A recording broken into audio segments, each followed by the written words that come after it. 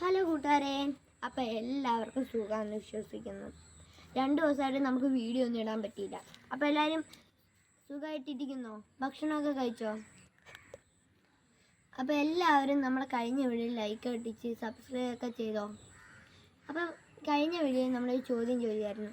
1956 കേരളം രൂപീകൃതമായപ്പോൾ ഉണ്ടായിരുന്ന ജില്ലകൾ, ആ എണ്ണം 5. ആ 5 ജില്ലകൾ ഏതെല്ലാം?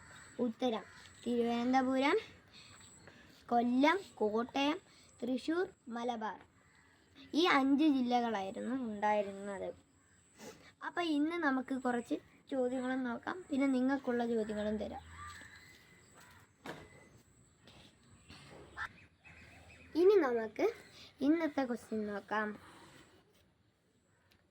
കേരളത്തിലെ ഔദ്യോഗിക മത്സ്യം കരിമീൻ.